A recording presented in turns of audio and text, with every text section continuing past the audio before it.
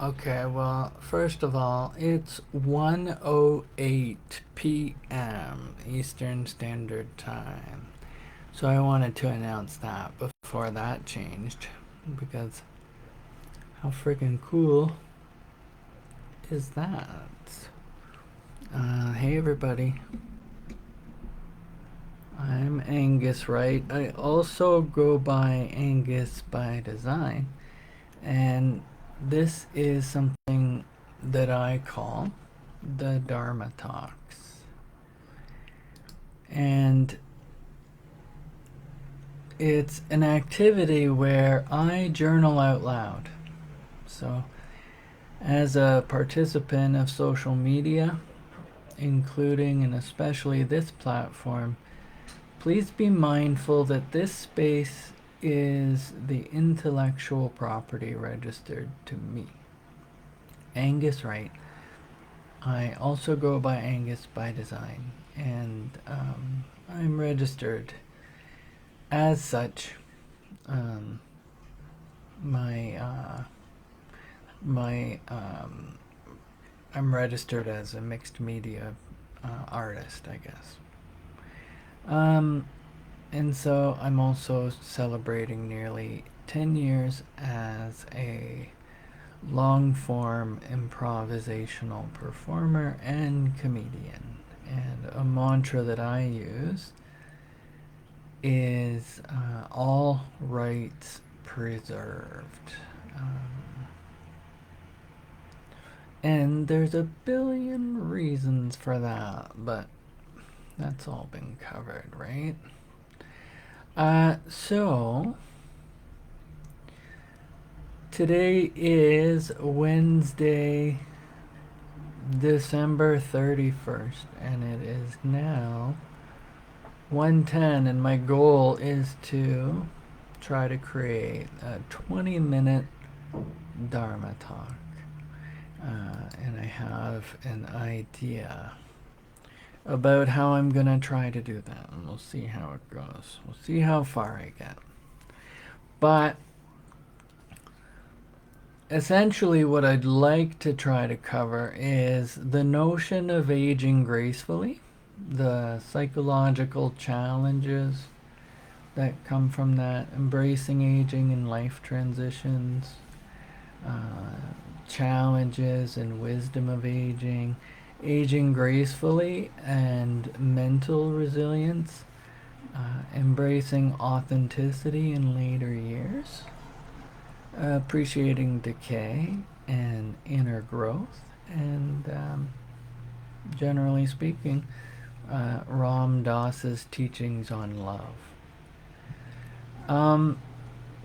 And then I love a good hashtag. It's the pound sign, it's the number, um, you know, number one, number two, whatever we want to do, right? So, uh, you know, I tag, you tag, we all tag when we use hashtags, I guess. It's an indexing opportunity. So, I put in two spirit, and for the purest definition of that, I implore you to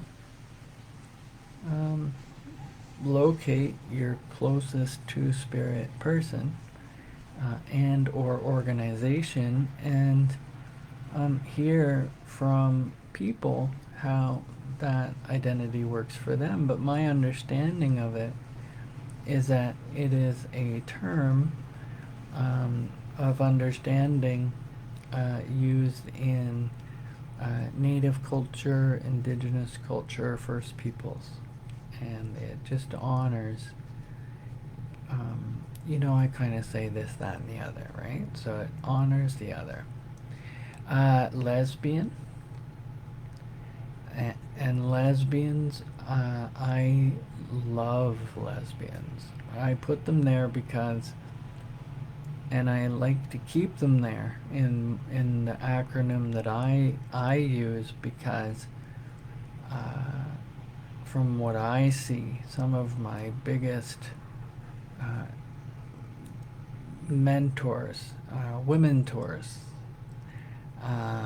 capital W. Strictly even learning that woman and women, right? Woman is a single woman, singular woman, and women is more than one woman. Now, I learned from a hardcore lesbian the hard way that the way I pronounced both, so even though in my mind I was pronouncing the word women, uh, it came out as woman and woman in both cases. So, you know, I need a good lesbian in my life who's willing to just put it right to me, right? Now, does that mean I'm open to it? And if you're a lesbian, like, come one, come all? No, no. I need loving lesbians. I need nurturing ones now. I'm all for the shenanigans, because we all have shenanigans, and I celebrate those. I celebrate the women and the woman who taught me what it meant to just be brutally blunt. It probably was the best thing for me. And then gay. So, what is gay? Gay. We're all gay. Eh? You're gay. I'm gay. It's gay. This is gay. That's gay. Um, it evolves. But someone who says, I am proud to be gay, well, then you gotta find out, well, what is your brand of gay? What is your, what does that mean, right? That's the opportunity to learn. Now, that's not to say let's demand it, right? But we don't go up to people and like, hey, you look gay. What shade of gay are you, right? Bisexual. So this was bisexuals. I think back in the day took most of the heat because you know you're not gay enough for the gays and you're not straight enough for the straights, and you can't, if people's love language is emotions, but you're kind of in it for the lack of emotions per se, there's a lot of crisscross applesauce there. But hey, bisexuals are real. Um, Sometimes they come in twos, but and then queer. So what do we know about that word? Well, again, it's an evolution. Um, Nobody owns it, but something can be queer. That's queer. Um, a person can be queer. I'm proudly queer. I'm certainly not queer. I'm not queer all the time. Sometimes I'm asleep. Sometimes I'm just making eggs and bacon. I guess I could be doing it in a queer way, I guess, if I have a spatula that's extra special. And then questioning. That's an awesome cue. Because why settle? Why figure you know everything there is to know when there's so much more to learn? Why lock in when you may change your mind? Who knows? But questioning is a wonderful. And then even if you're somewhere else in those definitions, weren't we all questioning at one point?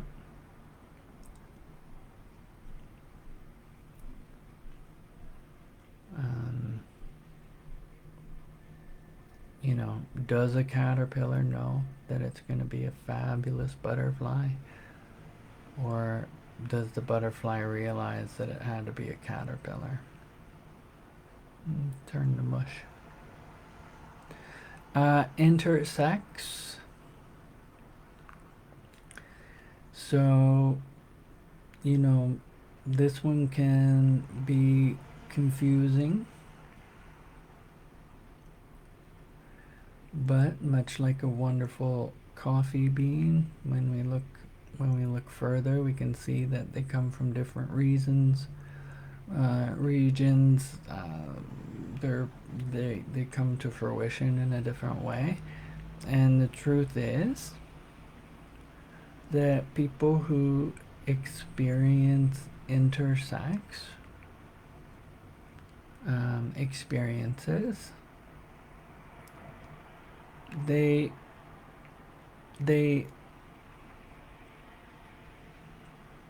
inherently have unique experiences that we can only learn, right? We can't demand, because our physical bodies are born in so many different ways, and at birth, if assumptions are made in order to, focus on the important stuff, that like there's a pulse, there's fingers and toes, and that the body can function. Some people have been told that they're one thing and raised as one thing, or they have been given a narrow, box to choose from. And so intersex folks are people who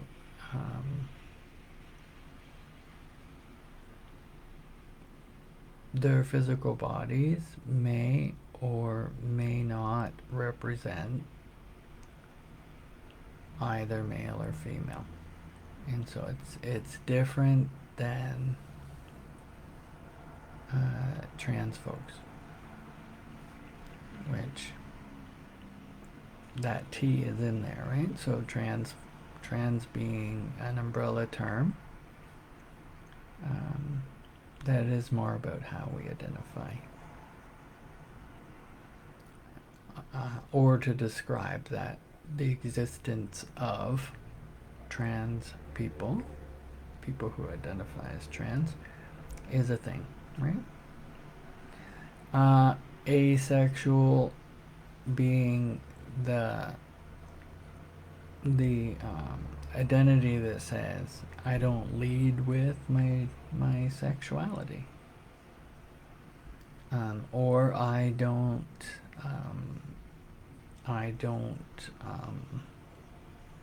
have a drive to fit into another category because of how it has been associated, right? So again, it's an option, it's a choice, it's an option, it's an opportunity to learn. And then plus, so adding the plus, acknowledges that it acknowledges that it's not a finished thing. And then plus one's a mantra for me.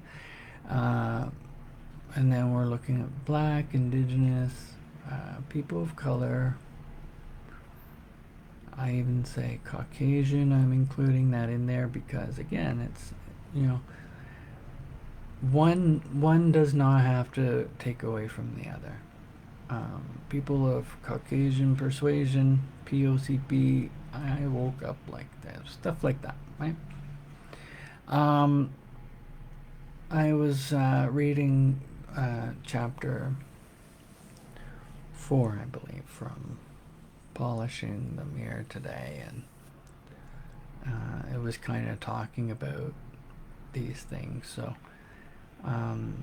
there's challenges, of course, and psychological changes that come with aging. There's sort of like emotional and mental challenges that can come up, such as despair, depression, and fear of the future. So, there is an important piece here that we recognize that our thoughts and feelings do change over time, and that can be a source of our own sense of suffering. And, but we can cultivate the ability to begin anew, just where we are. And, we can help others age gracefully too, because the reality is people of all ages exist even right now, right? And then embracing aging and life transition. So, basically pulling from polishing the mirror, what are some personal experiences about transitioning into being a senior, right? Having senior citizenship. The idea about, receiving a senior discount. People have different feelings about that. And reflecting on our cultural attitudes towards aging. So, what if we can embrace the flow of life and transitions? What if we can just note how different societies view aging, and what if we could just highlight the importance of respecting our elders' wisdom? And then, there's basically, there's sort of like the philosophy of India's 4 stages of life, and kind of like the natural roles that we have in our extended or chosen family structures, right? So, and then there's always sort of like the challenges of having wisdom in aging. So in Western culture, technology rapidly changes, and often materialism and the things that we're chasing in commercials and on TV and in media, it kind of alienates and devalues the wisdom of our elders. There's spiritual aspects of aging, there's wisdom that comes with growing with age, and we can foster compassion for ourselves and each other. And so there's also like the way we perceive, and the teachings and Ramdas, like there's different sort of channels, just like on TV. So if we're caught up in ourselves, if we're going through this idea of aging, we can just simply try to tune into a different channel, not necessarily judge it, but just to see if we can shift away from the suffering aspect of it, right? And then just there are things we can embrace and acknowledge. Aging gracefully and mental resilience. So those, like, just that, there's challenges that get presented, right? And there can be both physical challenge and then the thoughts as our feelings evolve. It's really important not to try to identify too closely with these changes, and really cultivating our own sense of balance and equanimity, clarity, and being able to access feelings of compassion for aging, right? Let's see here. And then embracing authenticity in later years. Again, we got to let ourselves grieve for the end of certain dreams and embrace, more contemplative and authentic ways of just being in the moment, right? And then just appreciating the idea of decay and inner growth. So, there, of course, there is beauty and horror of decay.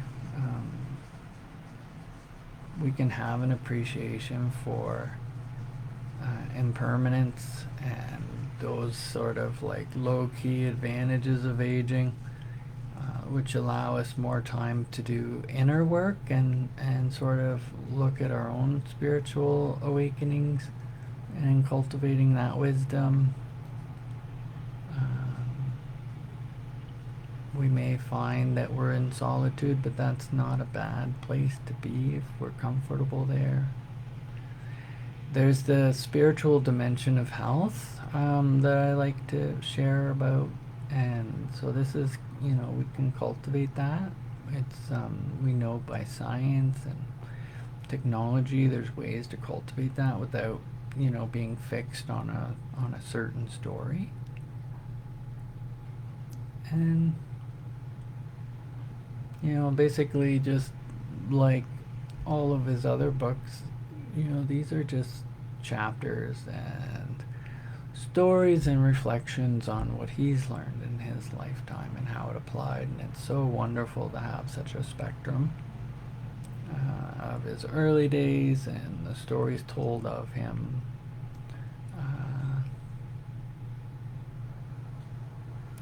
through others. And this is what we get to do in the present, right? So if I'm polishing the mirror, I want to be kind of aware, I guess, of not only the story I'm telling myself, but the story I'm telling to others. So that's me. I'm Angus Wright. I also go by Angus by Design. I have failed in that I am 2 minutes and 22 seconds now over my goal of 20 minutes, but hey, I think it was worth it. If you were here and you tuned in, if you want to share your thoughts and your feelings, please feel free to reach out. Otherwise, have a great rest of your day. Take care, everyone.